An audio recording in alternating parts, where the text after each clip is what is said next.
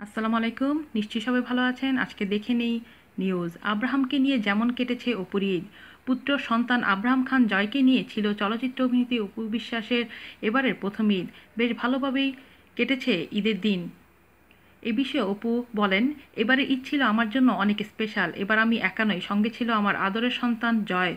যদিও সাকিব মানে জয়ের বাবা ঈদের সময় দেশে ছিল না, তারপরেও ছেলেকে ঈদের পরিপূর্ণ আনন্দ দিতে চেষ্টা করেছি। ঈদের দিন নানান স্বাদের রান্না করেছি। এরপর টিফিন ক্যারিয়ারে খাবার নিয়ে ছেলে জয়সহ গিয়েছি তার দাদুর বাসায়। সেখানে দাদু আর ফুফুদের সঙ্গে অন্যরকম সময় কাটিয়েছে জয়। বগুড়া থেকে আব্রাহামের মামাও এসেছিল।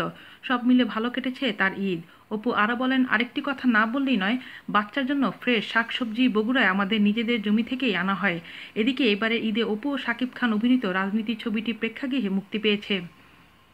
এই ছবিটি নিয়ে জানতে চাইলে অপু বলেন, প্রথম দিন নার্ভাস ছিলাম ছবিটি নিয়ে, কিন্তু সময় গড়ার সঙ্গে সঙ্গে আনন্দের খবর পাচ্ছি বিভিন্ন জনের কাছ থেকে। জানতে পারি বেশ ভালোই সাড়া পাচ্ছে ছবিটি। আমি চাই দর্শকরা সিনেমা হলে গিয়ে মৌলিক এই ছবিটি পরিবার সহ উপভোগ করুক। আজ এ পর্যন্তই। ভালো থাকবেন। আল্লাহ হাফেজ।